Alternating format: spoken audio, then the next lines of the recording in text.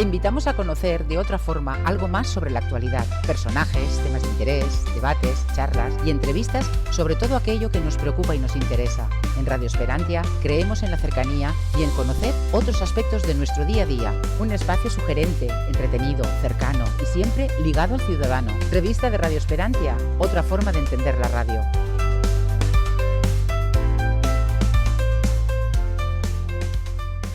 Hola, ¿qué tal? Muy buenas, bienvenidos como siempre a este espacio, en la revista de Radio Esperantia, en donde damos cabida a todo tipo de creadores. Ya sabes que por aquí han pasado músicos, cineastas, filósofos, escritores, lógicamente, luthiers, como es el caso, y hemos dado cabida pues, a un montón de formas de entender la vida.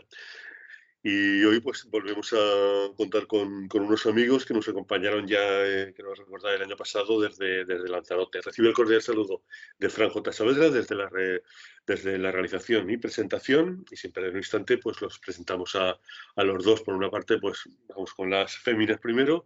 Luz Duque, que es pues un poco la manager, es también la pareja del amigo Paco Dorta, y a la que saludamos. Un verdadero placer y muchas gracias por compartir este tiempo con nosotros. ¿Qué tal, Luz? ¿Cómo estás? Hola, Fran, ¿qué tal? Un placer hablar contigo de nuevo en este espacio. Y también pues muy bien. el protagonista, el verdadero luthier, que es Paco Dorta, que también nos acompañó hace un tiempo, lo pasamos muy bien, aprendimos un montón de cosas de este tipo de instrumentos y también de la forma de crearlo, y también te damos la bienvenida, Paco. Un verdadero placer, bienvenido, ¿qué tal? ¿Cómo estás? Hola, muy bien, encantado. ¿Y por qué hablamos con Luz y con Paco? Pues porque el día 24 fue una fecha muy interesante porque se presentó algo que no es muy habitual, que es uno de los ancestros de lo que sería el timple canario. Ya sabes que el timple, para los que nos escuchen fuera de Canarias, que no conozcan mucho lo que es un timple, para ubicarnos, ahora me corriges, Paco, sería como una guitarrita pequeña, ¿no? Una guitarra de juguete pequeñita, que tiene un sonido. Ahora nos lo cuentas, ¿no? Y entonces se presentó este instrumento, que es el ancestro del timple, y bueno, cuando me lo comentó Luz me pareció muy curioso y digo, pues nada, esto tiene una entrevista y vamos a charlar para que nos lo cuente. Cuéntenos qué significa el hecho de que se haya descubierto pues, este instrumento y su relación con el timple, cualquiera de los dos. Bueno, aquí está Paco señalando que conteste yo. Bueno, como bien decía, lo de guitarra pequeña, bueno, en el para los siglo que XVIII... no conozcan el timbre, ¿sabes? Porque dicen timbre, antes de que lo busquen, pues Sí, suena de forma distinta, pero como eso, pues una guitarra como de juguete de un niño de 6 años, digamos, ¿no? sí, bueno, el timple tiene una amplia tipología de instrumentos similares que tienen su origen en esa guitarrita pequeña, a partir de lo que es la vihuela, ¿no? Que va evolucionando. Fue un instrumento que tuvo mucha repercusión a finales del siglo XVIII en la música popular, en todo el territorio español. Y bueno, precisamente ese carácter popular pues, fue derivando en una cantidad de instrumentos pequeñitos, en este caso el timple pues, con 5 cuerdas, un instrumento de acompañamiento con un tono agudo, no era un instrumento que se hubiese creado para solista, más bien era de acompañamiento. Y bueno, pues dentro de esa gama encontramos también el charango y otro tipo de guitarrillas, ¿no? Ese instrumento cuando llega a Canarias, pues en sus orígenes el nombre era tiple. Luego, pues, ese era su nombre. ¿Perdón? Que no, que me llama la atención tiple. Si sabías el origen del tiple, ¿de dónde venía? Sí, el nombre en los tratados de cuerda pulsada aparece como tiple. Y ese tiple, si buscamos su significado, el término es voz aguda de un acorde. Claro, Y por ejemplo, en Canarias, Domingo J. Navarro ya utiliza la palabra tiple, que luego por un fenómeno lingüístico en el que se introduce una consonante en medio de esa vocal y esa consonante, se le añade la M, quizás pues como refuerzo para esa articulación o por contagio de alguna palabra semejante. También aparece en una obra de Benito Pérez Galdós, no recuerdo ahora la obra, pero sé que en una obra aparecía. Y pues en esa época el nombre del que nosotros presentamos era pues guitarra tiple o tiple barroco, guitarra tiple barroco o tiple barroco. Y hay evidencia de que era una guitarrita pequeña, ¿no? Sí. ¿Y cómo se descubre la relación de la vihuela con el timple, Paco? Porque claro, es bastante curioso, son instrumentos de cuerda, ambos, pero claro, es complicado relacionarlas. ¿Cómo lo habéis relacionado la vihuela con el timple para dar, pues eso, esa certeza de que proviene precisamente de este instrumento, digamos, medieval, ¿no, Paco? Sí, bueno, yo creo que viene de los estudios que han hecho y escritos que hay del siglo XV, yo creo que empiezan ya a nombrarlo, el XVI, y yo creo que es una evolución, igual que evolucionan los instrumentos de una forma o de otra, depende del sitio donde se lleve ese instrumento.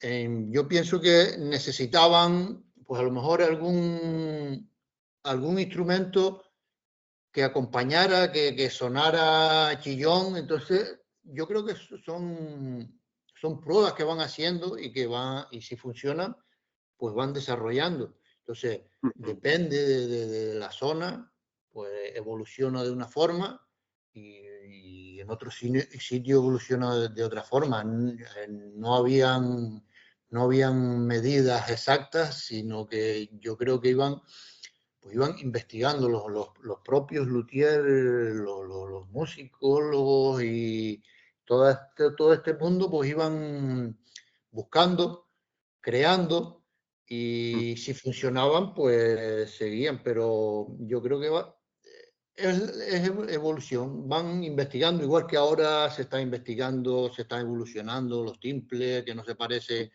a los antiguos cuando empezamos aquí, porque aquí empezaron también los timples era con 4 cuerdas, después se le añadió otra. Las vihuelas también eran con 4 cuerdas, doble, se le añadieron otra que ya pasó a ser las guitarras barrocas. Entonces yo creo que todo un conjunto de evolución. Añadiría a lo que aporta Paco que, bueno, no es del siglo XV, como dice él, o sea, la vihuela la encontramos en el siglo XVI y, como dice él, los instrumentos van evolucionando para adaptarse a las características también de los músicos, ¿no? De lo que van necesitando, y los propios luthieres por pruebas, van haciendo pruebas, quitan una cuerda, añaden otra. Y claramente la guitarra pequeña está muy diferenciada de la guitarra común del barroco. Y cuando empieza esa evolución, encontramos en toda España multitud de guitarrillos en la música española, y encontramos también el timple. Y claro, es en el siglo XVIII, creo recordar, cuando empiezan a investigarse, o sea, empiezan a investigar pues de gente del calibre de Andrés de Soto, Juan Antonio de Vargas y Guzmán, Santiago de Murcia, Pablo Minguet, y ahí es donde se observa que hay una evolución de la vihuela. Hay pequeños cambios que van acondicionando ese instrumento, pues reduciendo el tamaño. De hecho, la afinación del timple es similar a la guitarra requinto, que sería una quinta superior a la guitarra de la época.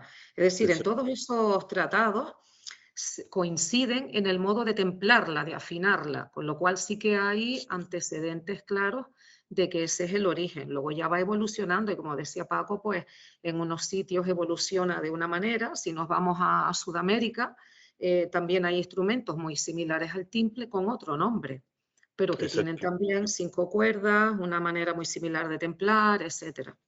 Sí, se podría considerar al timple como el instrumento, digamos, por antonomasia de la cultura popular canaria. O sea, que dice, cultura popular canaria, ¿qué instrumento lo relacionarías más? ¿Sería el timple o habría otro? Paco. No, yo creo que es el timple, El timple. sin duda alguna. Sí, ahí está. Y yo también.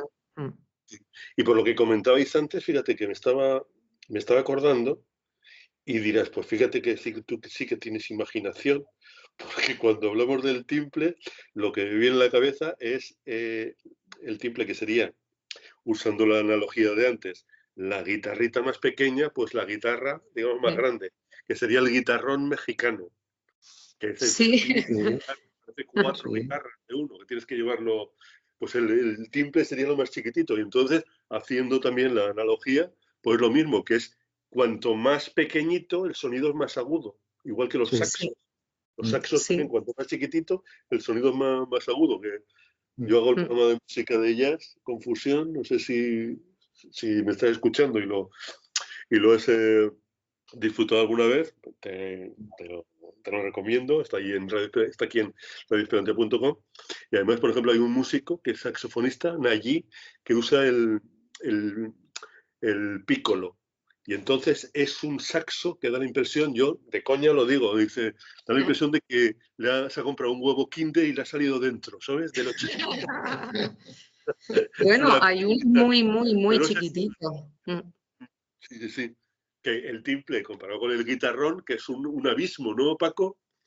Sí, claro, pero también aquí también se construye el timple bolsillo, que es todavía más pequeñito. Más pequeño todavía que el timple normal.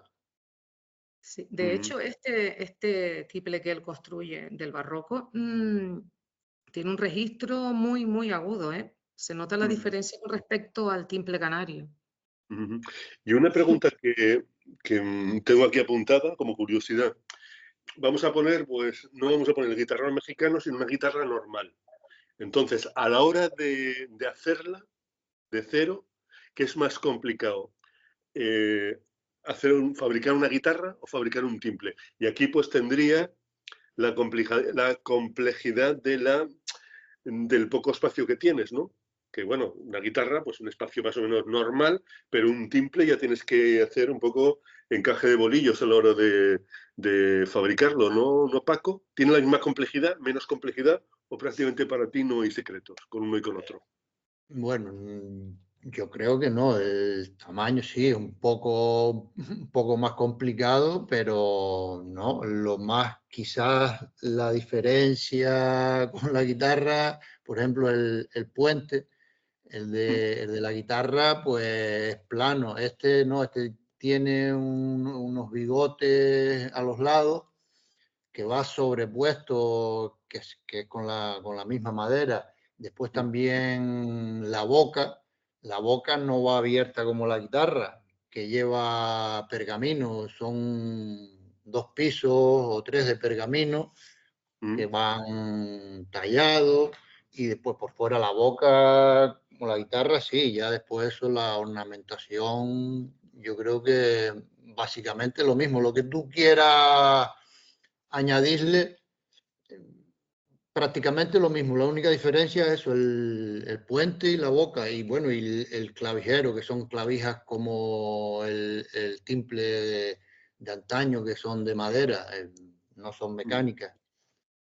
¿Y hay algún tipo de madera específica que usas para fabricar estos instrumentos, o da igual cualquier tipo de madera? Supongo que no, ¿no?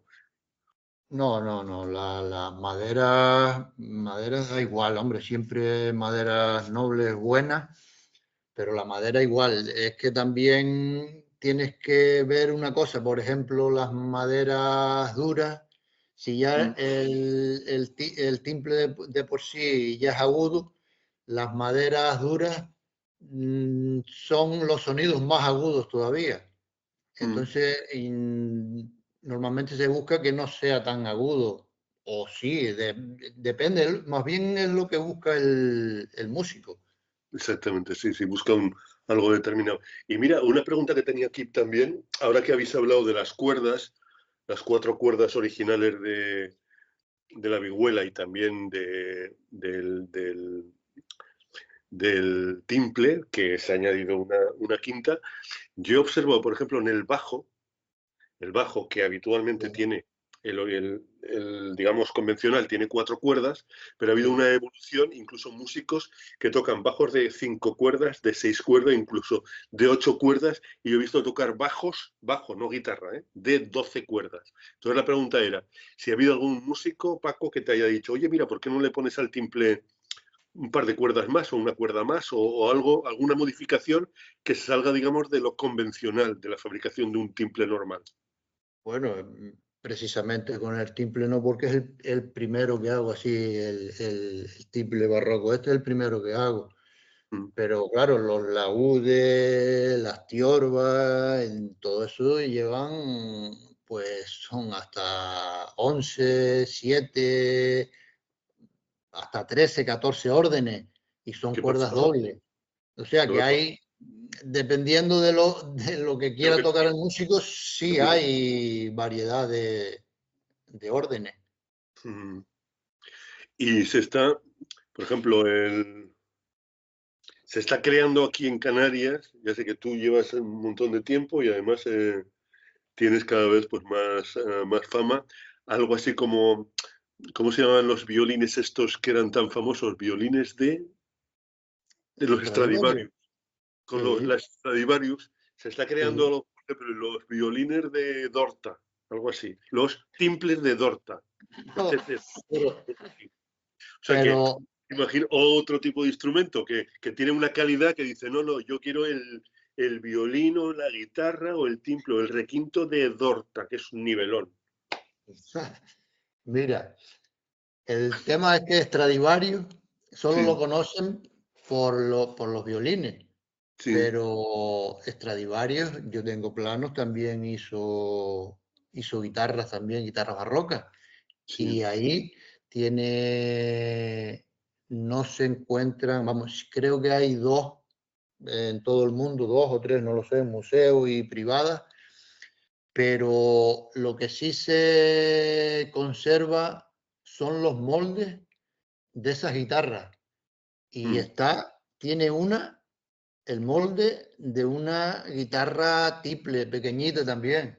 O sea que, y mucho más grande que la guitarra que conocemos ahora. O sea que yo creo que, y si los tienes, porque los hizo. No tan grande, tan pequeño, sí sé que he visto algunos hechos, pero algún luthier, no sé de dónde exactamente, el trajero, sé que he visto algunas fotos de instrumentos pequeños. Sí, ¿y por qué tiene tanta fama Stradivarius? Supongo que será por la calidad que los violinistas lo buscan, etcétera, etcétera. Pero ¿qué diferencia a un Stradivarius de un violín que te puedes comprar en una tienda de música en Las Palmas o ahí en Lanzarote? Yo pienso que es la mano que hace el instrumento, las maderas que usa, porque aquí se habla de muchos secretos, y también el barniz que le da, son muchos los secretos, pero el principal secreto es la madera noble, buena y bien seca. Ahí Es el está. principal secreto. Claro, claro. Y la técnica.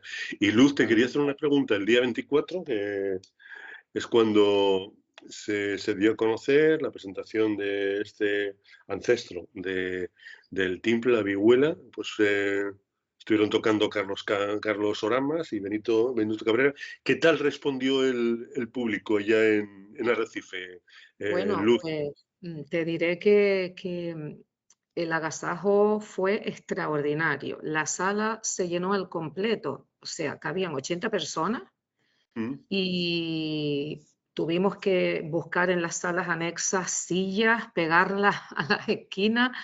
gente al lado de las columnas, incluso casi al lado de los músicos, y gente que se quedó de pie, gente que no pudo entrar porque no cabía un alma allí dentro, y al final pues había pues unas 120 quizás por ahí, porque no cabían más en la sala. Sabemos de gente que nos ha escrito que es que no pudieron ir, gente en el público que nos ha dicho que eso hay que repetirlo. Una señora se acercó para decirme que eso era lo más adecuado para llevarlo a Jameos del Agua, al auditorio. Claro. Y bueno, tanto Benito Cabrera como Carlos Oramas también nos dijeron que había que moverlo y que eso había que sacarlo de Canarias. De hecho, yo ya moví ficha y presenté una propuesta a ver si tenemos suerte y los centros de arte, cultura y turismo la aceptan y lo podemos llevar a Jameos o a cualquier otro espacio de los CACT que ellos consideren, porque fue muy bonito. O sea, nosotros hemos hecho muchos conciertos, muy buenos todos, con muy buenos músicos todos, pero este quizás era nuestro, porque era una creación propia. Y gustó muchísimo, porque la verdad que ellos supieron sacarle el sonido, el repertorio que interpretaron, sacaron lo mejor del sonido del tiple barroco, eligieron las piezas más adecuadas para acompañar. Y bueno, fue un concierto comentado, porque ellos a medida que iban tocando, cuando terminaban el tema y iba a comenzar otro, pues iban explicando. Ellos fueron explicando lo que hablábamos antes, esa evolución de la vihuela hasta el resto de instrumentos. Allí se tocó, aparte del timple canario y el tiple barroco, se tocó guitarra barroca, guitarra romántica, vihuela y tiorba. No fue solo el tiple, fue bastante enriquecedor. A la gente le gustó mucho esa variedad. Y bueno, como anécdota te diré que teníamos al tiple tapado en el taller con un mantón y Paco lo bautizó San Tiple y nos echamos una risa porque, digo, solo le falta el trono para sacarlo en procesión, porque lo tenía allí a buen recaudo hasta el día 24, no lo presentamos. Y la verdad que fue muy enriquecedor, muy bonito, un silencio absoluto en la sala. Los aplausos fueron interminables, nosotros quedamos muy satisfechos. Y bueno, otra anécdota es que tanto Carlos Oramas como Benito Cabrera, ahora que no nos va a escuchar nadie, los dos probaron el tiple por separado. Primero lo probó Carlos y el día mismo del concierto, el día antes, no me acuerdo, el día mismo fue, ¿no, Paco? El mismo día del concierto por la mañana vino Carlos, Benito Cabrera al taller y lo probó. La reacción de los dos fue la misma, como un niño el día de Reyes abriendo el regalo que esperaba. O sea, una cara de regocijo. Sí. Y nada, al final los dos le han encargado un tiple barroco, ¿eh? Y mira, una curiosidad, Paco, ¿cuánto te costó construir o fabricar el timple este del que estamos hablando? ¿Cuesta mucho en tiempo? A ver, en realidad, como estaba haciendo otro trabajo en las esperas, pues fui adelantando y no calculé el tiempo. Pero aproximadamente. Ponle tú como casi un mes, una cosa así más o menos. Más o menos. ¿Y tú cómo viviste, Luz, el proceso de la creación de este timple? Porque claro, tú eras un testigo privilegiado de ver la evolución del timple prácticamente día a día. Pues te diré y además que no. la cara de Paco, cómo va creando su criatura. Te diré que no, porque lo tenía en absoluto secreto. Sí, no me digas. Me ponía a hacer el timple cuando yo estaba trabajando.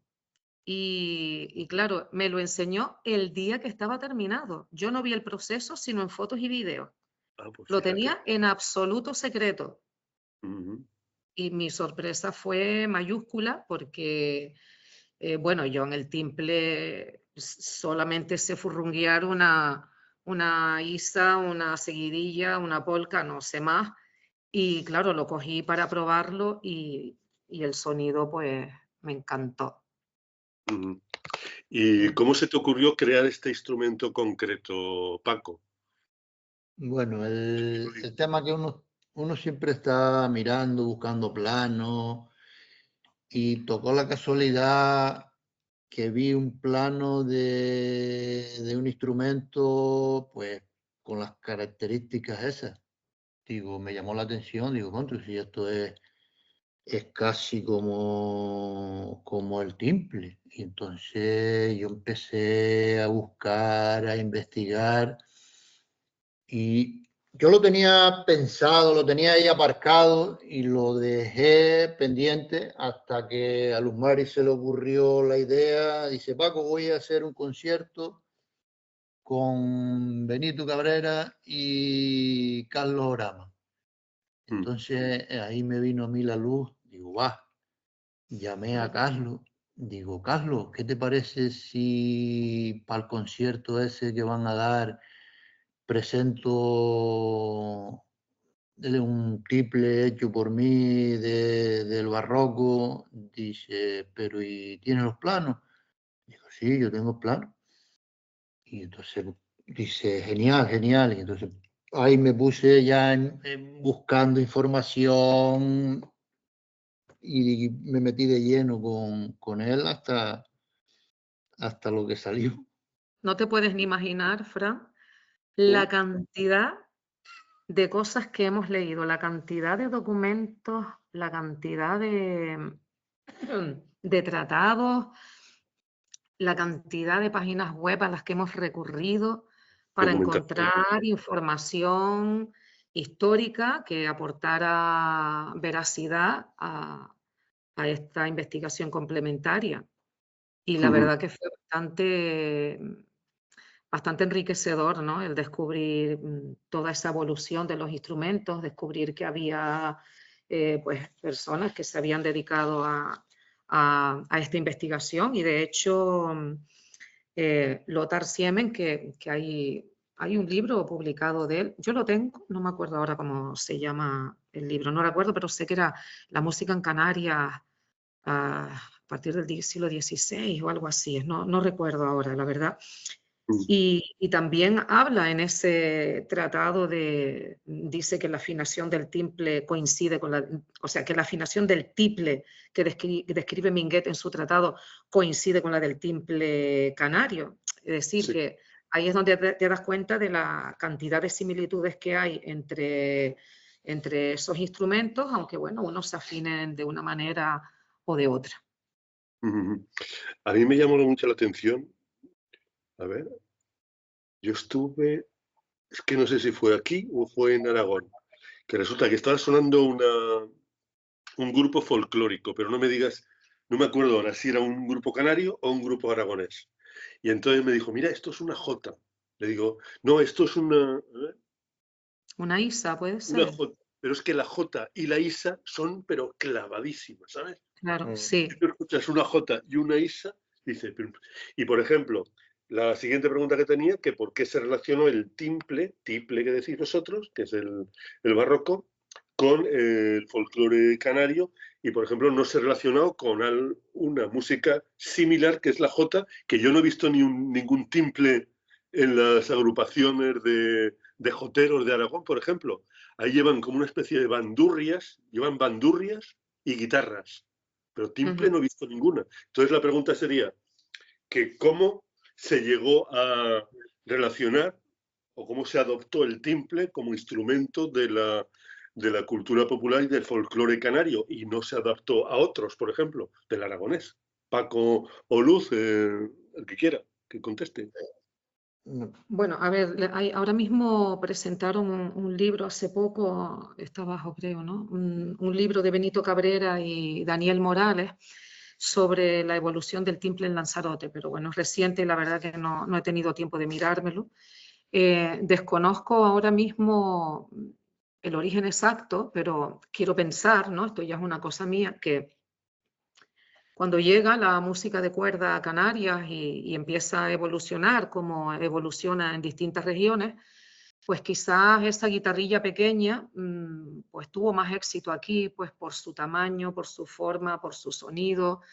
Debe ser que en algún momento a alguien le dio por continuar con esa fabricación y luego perduró en el tiempo. Igual alguien a las melodías de la música popular canaria descubrió que añadir el timple aportaba un sonido diferente al que podían tener otras agrupaciones folclóricas de otras partes de España. La verdad que lo desconozco, pero es un dato importante para averiguar. Yo no lo sé. ¿Y tú, Paco? Sí que es curioso porque la verdad que los rasgueos que aporta el timple, pues no lo aporta un requinto ni lo aporta un laúd. Es un rasgueo único, un furrungueo único, y quizás por eso, pues al aportar esa diferencia, pues tuvo éxito. No lo sé. ¿Tú qué crees, Paco? ¿Y tú, Paco, tú qué piensas? En la península todavía se utilizan los guitarrillos por esa zona de Valencia, en Mallorca, por esa zona se utilizan todavía y se utilizaban los guitarrillos. Yo pienso que aquí lo adaptan a la... Una de las cosas era también porque era muy barato, muy fácil de hacer. Sí. Y a la hora de estar llevándole, porque aquí también viajaban mucho entre islas, a la hora de viajar con él era más fácil llevar Más transportable. Claro. Y entonces yo sé, he oído que cada vez que se embarcaban, el timple iba con ellos y iban parrandeando. Yo pienso que ahí es donde empieza, como es más del pueblo. Sí. Es popular. Bueno, recuerdo un dato, una cosa, hace ya, pues ahora yo qué sé, hace un par de años, 2 o 3 años, sí que fue después del confinamiento, me pidieron que hiciera la locución de un documental que se presentó en el Museo del Timple. Sí. Y recuerdo cuando me dieron el texto para leerlo, que lo grabé aquí en casa. Y al comienzo, es justamente el comienzo de ese documental, cita al obispo Tavira, y fue en el siglo XVIII, finales del siglo XVIII, en el que habla de tiplillo y acompañaba una danza, que era la danza de las espadas. Pero claro, ya yo desconozco si ese tiplillo pues, es como el que tenemos ahora. Me imagino que habría diferencias. La verdad es que no lo sé. Sé que sí, que tenía 5 cuerdas, que se tocaba con rasgueo. Empezaron con 4. Y no sé más. Sé que esa referencia histórica sí está, que en el siglo XVIII ya existía aquí, pero desconozco realmente la historia cómo es. Pues tenía que apuntar otra pregunta. Pero bueno, yo habréis observado que soy una persona muy curiosa. Y Sí, ya sé. Lo pregunto. Entonces, me surgió una pregunta cuando estaba preparando la anterior. ¿Por qué creéis que el folclore canario se parece en síntesis? No estamos hablando antes de la sisa, se parece más al folclore aragonés que a lo que sería lógico el folclore más andaluz o extremeño, porque fueron básicamente la mayoría de las personas que vinieron aquí a repoblar las islas cuando la conquista. Entonces, ¿por qué creéis que se ha dado este fenómeno tan curioso? Fíjate, de un folclore que, fíjate, está prácticamente ya tocando Francia, Aragón, que es lo más relacionado con el folclore canario y no el folclore andaluz, porque aquí lo lógico, si hubiéramos seguido la lógica total, pues aquí estaríamos hablando de un folclore más parecido al flamenco actual que a lo que sería pues la jota aragonesa. ¿Por qué creéis este fenómeno tan curioso? ¿O no tenéis explicación? Yo no tengo una explicación clara. Por ejemplo, yo te voy a decir lo que yo considero, ¿no? Quizás porque había una afinidad musical con determinados temas musicales que luego se implantaron aquí por gusto, ¿no? Pero sí que tenemos también pues orígenes de algunas de las piezas musicales canarias, como puede ser la malagueña, pues la malagueña rondeña, pues estas malagueñas son muy similares también a las andaluzas. El tema de, por ejemplo, cuando se canta la malagueña en Semana Santa, bueno, no es igual que, ¿cómo se llama? Cuando canta ahí a palo seco en el... Las saetas. La saeta. No es lo mismo, pero bueno, hay cierta similitud, ¿no? Y también en algunos otros géneros. Pero desconozco el por qué esa similitud. La verdad que lo desconozco, no sé. ¿Y tú, Paco, le encuentras alguna explicación o también estás un poco con lo que dice Luz? Yo creo que sí, que él, como dice Luzmari, yo pienso que eso va por zona, porque en la misma ciudad, a lo mejor pueblos más, yo que sé, que no haya tanto acceso, pues yo creo que hasta en la misma ciudad se puede cambiar el instrumento, puede variar un poco. Entonces yo pienso que se va adaptando, viene de una forma y se va investigando, se va adaptando, se va mejorando, o no sé. Quizás lo alegre que es la jota, lo más que a lo mejor se asemeja al espíritu musical del folclore canario. Isa y jota, pues, bueno, son muy, muy similares. Sí. Pero no sé, por ejemplo, en el tema del baile desconozco si hay semejanzas entre el baile de la jota y la isa.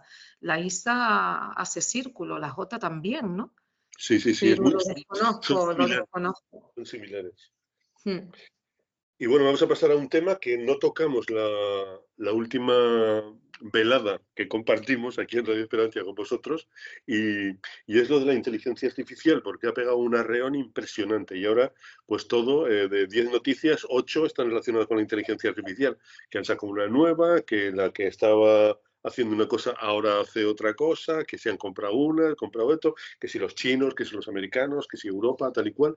Entonces, Paco, ¿tú has hecho alguna incursión con la inteligencia artificial relacionado con lo que haces? Un ejemplo, le has preguntado, por ejemplo, a ChatGPT, búscame el plano de un instrumento, el que tú quieras, y a ver qué te contesta. O créame los planos de una guitarra o un timple o el instrumento que tú eso. ¿Y qué te parece si crees que nos va a quitar el trabajo los creadores? Me incluyo yo como creador literario y tú pues creador de instrumentos. Paco, ¿qué opinas? Vamos a ver, yo creo que quitarte el trabajo no te lo va a quitar, porque un instrumento que haces tú con tus propias manos nunca será igual al que te hace unas máquinas. Eso en primer lugar. Puede ser una herramienta para ayudarte a trabajar. Yo, por ejemplo, probando, hice un curso de AutoCAD 3D pensando, por ejemplo, en las clavijas. Sí. Claro, no es lo mismo no es lo mismo diseñar una clavija, bolígrafo, a lápiz, goma, que ya te sale perfecta, por ejemplo, en el AutoCAD.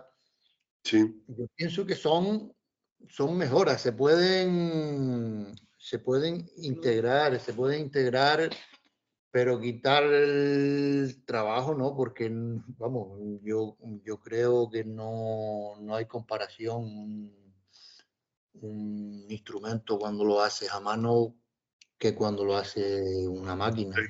Exactamente. ¿Y tú, Luz, qué opinas de la inteligencia artificial relacionada con el mundo de la creación? Pues mira, la conozco, sé cómo funciona, te hablo también del aspecto mío laboral, ¿no?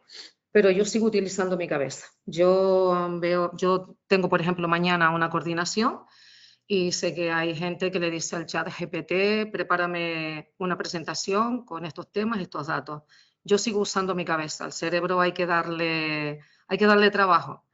Yo sigo usando la cabeza. Yo sé que existe, en algún momento en el trabajo pues la usamos cuando tenemos dudas sobre cómo abordar determinado aspecto, pero considero que, bueno, en el trabajo de Paco nunca la inteligencia artificial va a suplir el trabajo artesanal, nunca el sonido va a ser igual, pero prefiero seguir utilizando la cabeza. Sé que ha avanzado, como decías tú antes, o sea, en pocos meses el avance ha sido bestial, o sea, se nos ha quedado obsoleto todo lo demás, Pero creo que también, aunque es una herramienta buena que puede aportar muchas mejoras y muchos avances en el trabajo, hay que saber utilizarla, hay que utilizarla con prudencia y mientras funcione Google para hacer algunas búsquedas y mi cabeza sea la que piensa, yo no le pido a ChatGPT que me haga un resumen, lo hago yo.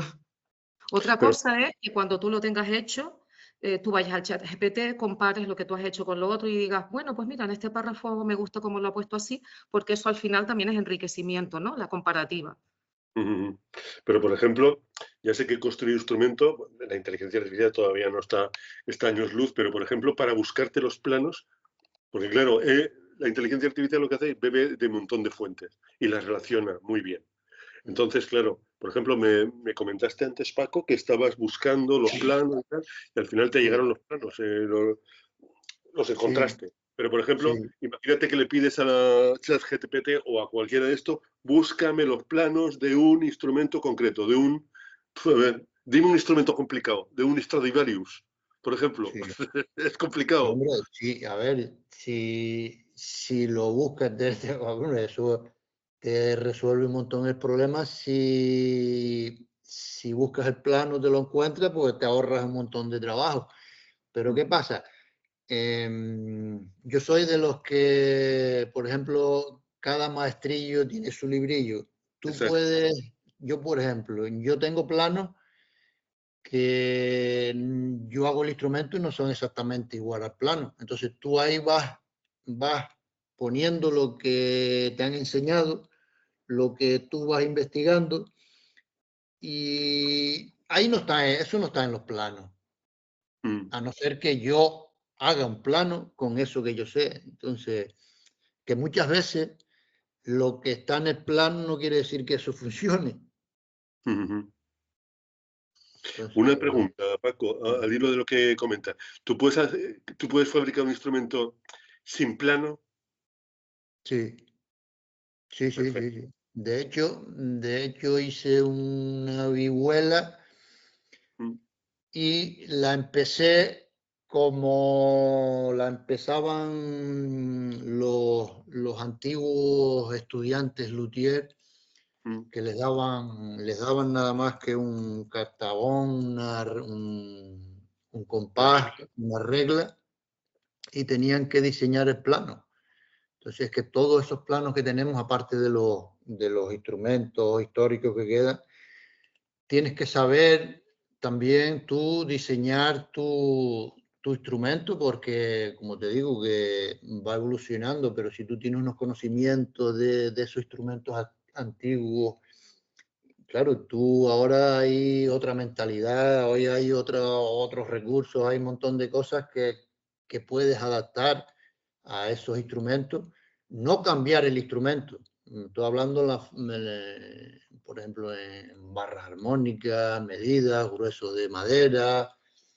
Puedes ir adaptando todos esos conocimientos y seguir investigando, porque en un futuro, ¿quién te dice que, por ejemplo, la guitarra de momento está ahí, pero yo sé que hay gente investigando, en un futuro puede ser la guitarra, puede tener otra forma. Exactamente, sí. ¿Cuál es el instrumento más raro que te han encargado? El más extraño, que dice, ¿pero qué me estás pidiendo aquí? Dentro de la normalidad. A ver, raros no, a ver, raros me parecían al principio. Ahora ya no. Cuando ya los has hecho, pues ya no te parecen raros. Entonces, a lo mejor raros no, a lo mejor te piden algunas medidas raras que claro, digo, tú también tienes que ver, porque no es lo que diga el músico, tú tienes también que, digo, mira, eso no es posible. Con el ejemplo de Gareb, lo que te pidió es un chico que vino de Japón, que encargó un archilaúd, era, ¿no? Sí. Vale, lo que te pidió que hicieras con las duelas, que estuviste ajustando el número de duelas y todo. Claro, Sí. normalmente las duelas son lo que conforman la caja de resonancia del instrumento. Sí. Los instrumentos laúdes y tiorba y eso. Él me pidió que pusiera 31 duelas Normalmente se hacen 9 de ahí para adelante, 13, 11, 15, 18. Claro, yo digo 31 duelas, es que se me quedaba menos de 2 centímetros y claro, tú tienes que coger esa madera, primero tienes que domarla, doblarla y después tienes que ajustar una con otra. Y encima, entre duela y duela, quería un filete, una madera de otro color. Ese me costó, pero me costó por la cantidad de duelas, no por el instrumento raro. Me parece que te lo pregunté la otra vez. ¿Hay luthiers de instrumentos de viento? Sí. Sí, pero aquí en Lanzarote no. No, aquí no. No, ya no. Es nada de esto. Y una pregunta que digan, pero ¿qué pregunta más estúpida se hace Fran? Igual es estúpida, pero es curiosa y tal. ¿Se pueden hacer instrumentos de viento de madera? ¿Sería posible? ¿O es que el metal en los instrumentos de viento son fundamentales? No, los instrumentos de viento hay de madera también. Pero solo de madera. Una trompeta, por ejemplo, de madera.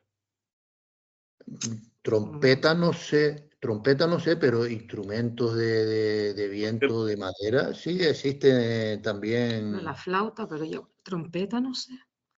Sería cuestión de probar. Trompeta, vamos a ver, igual que la trompeta, no, pero similar. Flautas sí que existen, sí.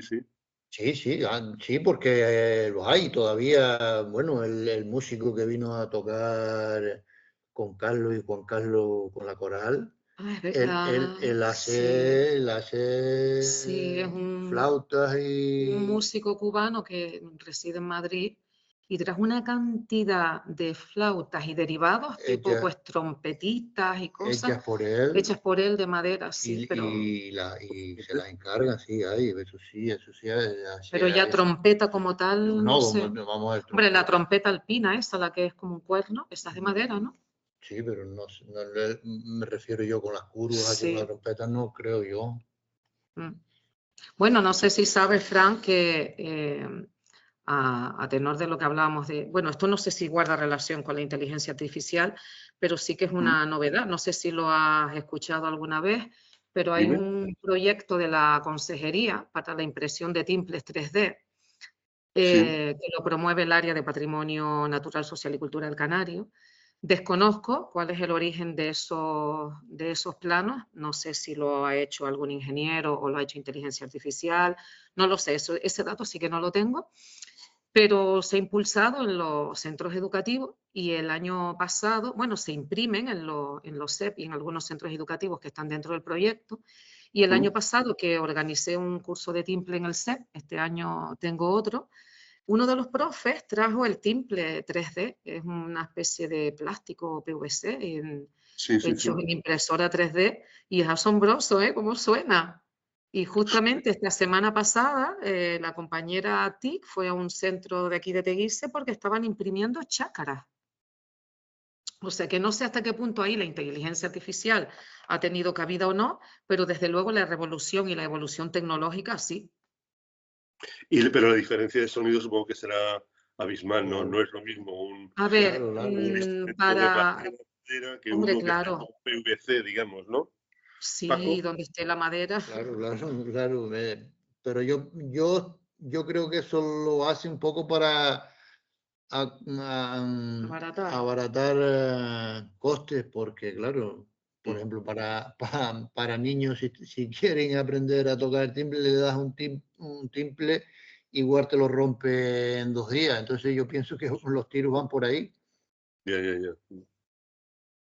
Y hay, aparte de ti, hay fabricantes de timples a nivel industrial en Canarias, por ejemplo, que hagan no artesanos, sino digamos una fábrica que se fabrica guitarras y timples, ¿o no? No. Todo artesanal. Ahora en las tiendas de música sí que tienes timples hechos en serie procedentes de China, eso sí. Eso sí, pero aquí sí. ¿Y qué tal es el sonido, Paco, el de los chinos? Yo no los he visto ni los he probado. Yo sí los he escuchado en los coles y Se nota la diferencia, es un sonido, nosotros musicalmente se le suele decir sonido sordo, ¿no? Cuando el sonido se queda dentro de la caja de resonancia, es sordo. Cuando tú tocas un instrumento, por ejemplo, cuando Paco hace un instrumento y me dice, ven a probarlo, yo puedo probar un timple, puedo probar una guitarra porque la sé tocar, pero yo no sé tocar una tiorba o un archilaúd, y entonces yo lo que hago pues es trastear un poco, ¿no? Y si yo al pulsar una cuerda o varias o rasguear, se nota cuando el sonido sale del instrumento. Cuando el sonido sale y se amplía por todo el espacio, suena en todo el espacio, el sonido es bueno, el instrumento es bueno. Cuando tú tocas el instrumento y el sonido no sale del instrumento, se queda ahí sordo, se nota la diferencia con respecto a aquel alumno o alumna que tiene un instrumento que su padre se lo compró a un luthier, aunque sea de los más económicos, pero se nota la diferencia, ¿eh? Muchísimo además. Vale para escapar, para los niños y las niñas aprender, vale, por supuesto. Ya después los que tengan aptitudes para continuar, pues como yo empecé con una guitarra china. Después cuando mis padres vieron que se me daba más o menos bien y que podía continuar, pues ya me compraron una buena. Pues en el caso de los timples igual. Exactamente. Y Paco, desde la última vez que hablamos, creo el año pasado, ¿has notado una evolución en positivo de los encargos, de la demanda de instrumentos artesanales? ¿Ha mejorado, ha empeorado o no has notado diferencia? No, sí, va mejor. Mejor. Desde mi punto de vista va mejor. ¿Y por qué crees que es este acercamiento a lo artesanal de los músicos ahora? Yo pienso que sea también porque se adapta mejor al gusto del músico. Porque, claro, un músico quiere unas características que al otro no le valen esas características. Entonces yo creo que tienes la opción de adaptarte a las características del músico. Y también hay una pregunta que tenía aquí. Yo tengo un teclado, no sé tocar el piano, pero cada vez disimulo mejor que no sé tocarlo, ¿sabes? Y voy ahí pues, tocando un poquito y tal y cual. Y entonces yo tengo un teclado, me compré un teclado de una marca bastante conocida, fabrica también trompetas, fabrica motos y tal, todos conocemos la marca que es. Entonces yo me di cuenta que en la evolución, digamos, de 15 o 20 años para atrás, por ejemplo, emular el sonido de trompeta en un teclado era complicadísimo. Y ahora prácticamente lo clava. Entonces, ahora también yo, por ejemplo, estas Navidades le pusieron, mi sobrino sí que toca el piano, jovencito, tiene 10 años, y le regalamos un teclado. Bueno, se lo puso Papá Noel, de verdad. Claro, claro. Se lo trajo Papá Noel, que todo hay que decirlo. Que luego dije, fíjate, nosotros no, fue Papá Noel. Entonces, yo he notado que, por ejemplo, en guitarras, que es lo tuyo, guitarras e instrumentos de cuerda, es que ya la evolución en la calidad, la aproximación, digamos, el sonido sintetizado, que no es el instrumento, es de una precisión casi milimétrica. Y bueno, y eso me llamó mucho la atención porque, claro, yo hace 15 o 20 años que intenté emular una guitarra, ya no te digo un timple, y instrumentos de estos, y se notaba. Por ejemplo, cogías una guitarra, ponías el instrumento sintetizado y lo notabas. Pero ahora esta evolución prácticamente es que se aproxima. ¿Habéis notado esa igualdad ya de instrumentos, digamos, falsos y los verdaderos, con los teclados, Paco? Yo creo que sí se nota. Lo que estamos hablando, a ver si es músico aficionado, pues ahí se nota menos porque yo pienso que no toca tan bien como un músico profesional. El músico profesional tiene unas características y hace sonar, por ejemplo, un instrumento que hago yo. Lo coge lo coge un músico profesional y lo hace sonar maravilla. Pero si lo coge uno que no sabe tocar, pues el instrumento no, o parece que no suena. Y entonces el problema no es el instrumento, el problema es el músico. Claro, entonces yo creo también las cuerdas, yo creo que ha influido un montón de cosas, pero yo creo que influye también el músico. El músico, el saberlo tocar. Y tú, Luz, ¿cuál es tu opinión de la similitud entre los sonidos sintetizados y los de los instrumentos reales? Hombre, un sonido sintetizado nunca va a eclipsar un sonido real. Podrá ser casi idéntico, pero yo, bueno, por lo menos a estas alturas, ya con la inteligencia artificial todo me sorprende, pero, hombre, el sonido real siempre es más dulce, más bonito. Lo que sí que es verdad lo que tú dices, es que cada vez está más perfeccionado y a veces a lo mejor puede costar diferenciar uno del otro. Si te ponen dos audios y no te dicen cuál es uno y cuál es otro, quizás costaría identificarlo. No lo sé, yo pienso que siempre el sonido en directo y real siempre será más enriquecedor, pero claro, hay tantos avances que cualquiera sabe. Desde luego. Yo quería aportar una cosa que me vino a la cabeza. Paco estuvo este pasado julio 2024 en el primer festival en FICUP La Laguna, el primer festival de cuerda pulsada de La Laguna. Sí. Y es una curiosidad con respecto a lo que hablábamos antes del tema de los luthieres, los planos, las maderas. Cuando él llevó la guitarra barroca, la guitarra romántica, uno de los organizadores del festival, que es músico, guitarrista, cogió la guitarra romántica de Paco y se quedó totalmente loco con la guitarra. Y el comentario que él hizo es que esto sí es una guitarra romántica. ¿Por qué te digo esto? Pues porque la guitarra romántica que él había comprado no era una guitarra romántica. Alguien, quien fuera el luthier que se la hizo, redujo las medidas de una guitarra normal, clásica, la estrechó su cintura y todo lo demás e hizo una guitarra romántica entre comillas, ¿no?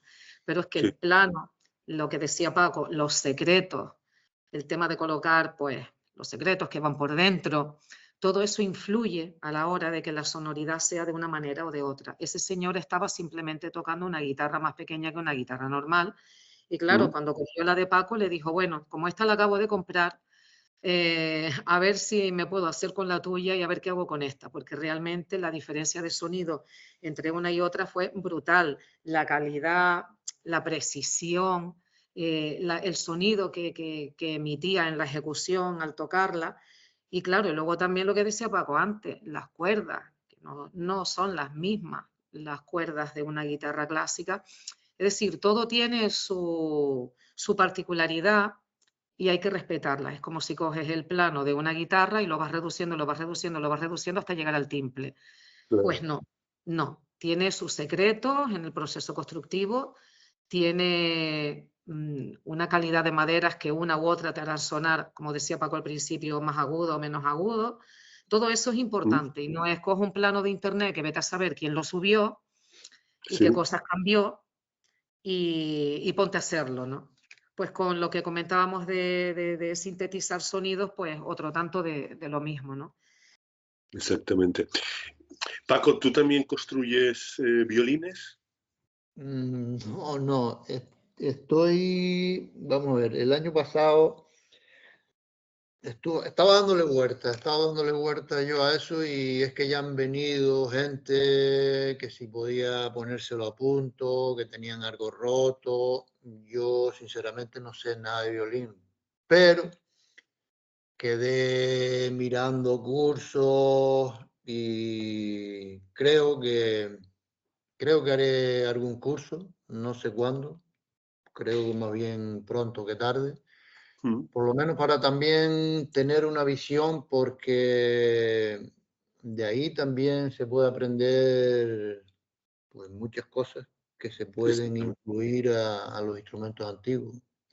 Exactamente, y además con todos los conocimientos que tienes tú y con todo el bagaje construyendo instrumentos fantásticos, el incursionar en el mundo del violín pues puede ser un punto de inflexión interesantísimo. Pues ya nos irás contando.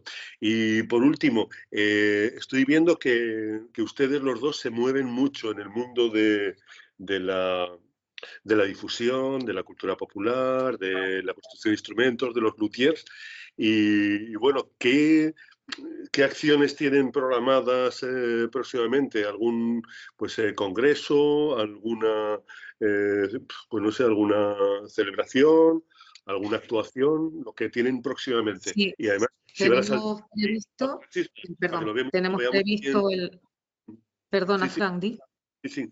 No, si tienen previsto también saltar a otras islas para que lo veamos aquí en Gran Canaria, por ejemplo. Bueno, en Tenerife tuvimos un concierto en Puerto de la Cruz en la iglesia evangélica que fue espectacular porque el espacio es maravilloso, el sonido fantástico, que no hizo ni falta amplificarlo. Y tenemos previsto dar el salto, pero ahora mismo lo más próximo es el segundo Festival de Música Antigua, que será el 21 y 22 de marzo. Allá en Lanzarote. Aquí en Lanzarote, sí, en Teguise, hicimos una conferencia con Luis Fajardo sobre las matemáticas y la construcción de instrumentos y posterior a la conferencia un concierto que gustó mucho, también ahí la sala se llenó a foro completo, gente de pie, y hemos hecho una propuesta al Ayuntamiento de Arrecife para repetir ese concierto en Arrecife.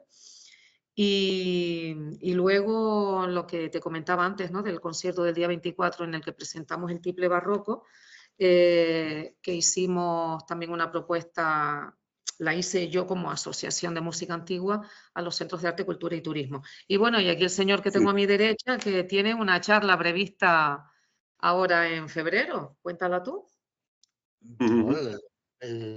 Guitarras en Aría, que ya va por... Es la 8ª edición de un festival internacional de guitarra. Pues este año, normalmente todos los años traen un luthier y explican un poco la construcción de guitarra, y este año quieren poner algo de música antigua y en la inauguración tocará Gustavo, tocará con algún instrumento mío, me imagino. Y al día siguiente, pues me propusieron a mí dar una charla, que es la primera, porque yo soy un poco reacio a eso, pero bueno, yo creo que va siendo hora ya de si quiero dar a conocer estos instrumentos, pues yo creo que empezar por ahí, aparte de los niños en los colegios y eso. Sí, hicimos también una intervención en un cole y bueno, él tiene pensamiento de... Este año estuvo en Aragón también, en el festival, ¿cómo se llamaba? En Las Cuarres, el festival... ¿En Jaca, puede ser? No, fue en Las Cuarres, en Aragón. Vale, sí. Enclave de Aragón. Enclave de Aragón.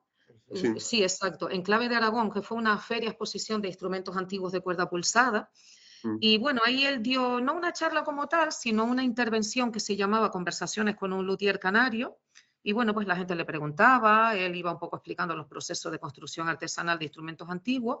Y esta guitarra romántica que te hablaba antes, la probaron, gustó, y el grupo Schola Cantorum Paradisi Portae, de allí de Las Cuarres, tocaron, ¿eran de Madrid? Ah, de Madrid. Yo pensé que eran de Las Cuarres. Esta gente, este grupo, la Schola Cantorum, tocaron la guitarra romántica de Paco en la iglesia de la Asunción, allí en Las Cuarres. Y gustó mucho.